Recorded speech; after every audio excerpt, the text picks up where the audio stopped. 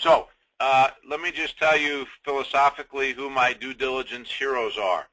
First and foremost, of course, Peter Falk, playing the role of Columbo. Peter Falk recently passed. May he rest in peace. Why is Columbo my due diligence hero, or one of them? Anybody know in the text chat box, or anybody want to take a guess, or Elizabeth or Joel want to take a guess? Well, my memory of him is that Go ahead. Other than the cool raincoat he used to wear. Didn't he used to almost always leave the room with just one more question? Yes, yes, Elizabeth, keep going. And in that one more question, what would happen? Well, it would reveal everything. It would reveal it all, if my memory serves. You are my hero right now. That is exactly right. Peter Falk played the role, for those of you on the call that don't remember the TV show, of Columbo. And the big thing when I was a kid, tells you how old I am on this call, but you would wait till the 58th minute of the 60-minute show, and he would be leaving the room of his top suspect, and he would be almost at the door, and then he would scratch his forehead, and he would turn around, and he'd ask one more question, and that one more question would solve the crime. And you knew it was coming every time, and you were just waiting to see what that one more question was. Well, I learned a lot about due diligence from Peter Falk's character, because I learned that it was in that one last question that you almost didn't ask because you were about to leave the room, that you solved the crime. And while hopefully we're not dealing with too many crimes in the M&A space, it's often that one last question, that question you wish you'd asked, that question you should have asked, that question that comes to you, in bed that night 8 hours after the meeting, that question, had it been asked, will get you to a higher level of truth than you were able to reveal before. And I think it's a good rule in life. It's certainly a good rule in M&A due diligence, and that's why Peter Falk is one of my heroes. Now, who's this next character, Elizabeth, since you're on a roll? Who's that little monkey? He's the character my two-year-old nephew loves to read about. Right, so your 2-year-old nephew is a future investment banker, probably. Potentially. Potentially, or lawyer, or accountant.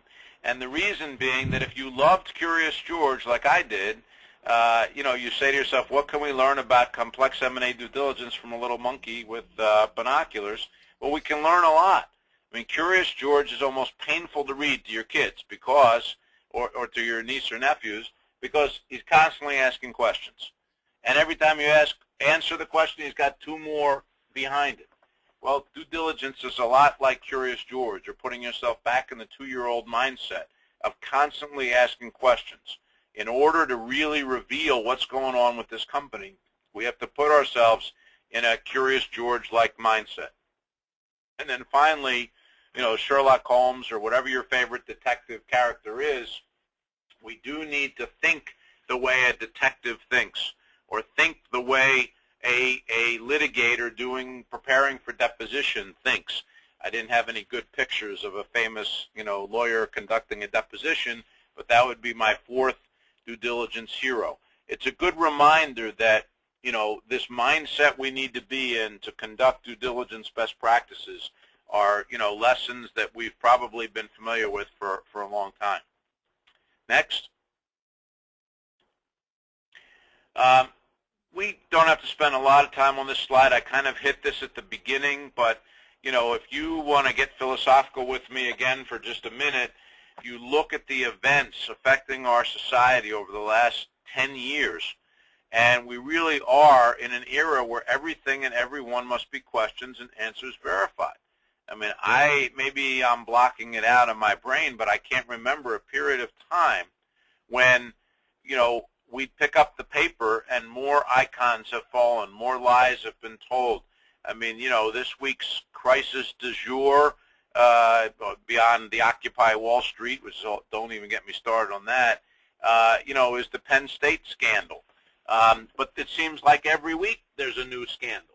I mean, if you had asked me 3 weeks ago, of course, before all of these facts, which are continuing to be unreal, to be revealed, who is the icon of college football. Having grown up in Philadelphia, I would have said Joe Paterno in a moment, and now all these things are coming out, and I guess at some point we'll know the truth, or at least most of the truth. It's a very interesting time in our society, and it's a very interesting time to be doing due diligence when you're buying companies that are going to have just as many potentially hidden facts and hidden circumstances that will affect valuation and post-closing performance and other things we'll be talking about in December, that your job is to get to the heart of those facts in conducting due diligence. Next.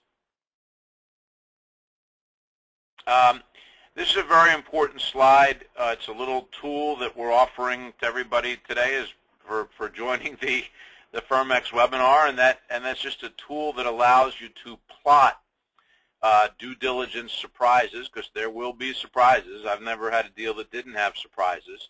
And then plotting those according to this simple chart measuring risk and cost. So just briefly walking you through it. I know we've only got about 15 minutes left, but I'm loving the interactive dialogue.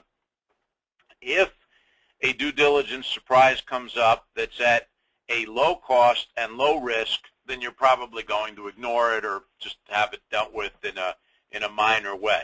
If it has a low cost but high risk and the parties decide to move forward, you're probably looking at purchase agreement amendments and protections, holdbacks, reps and warranty, modifications, indemnities and escrows, because you're trying to protect against risk on a post-closing basis or some unintentional assumption of risk.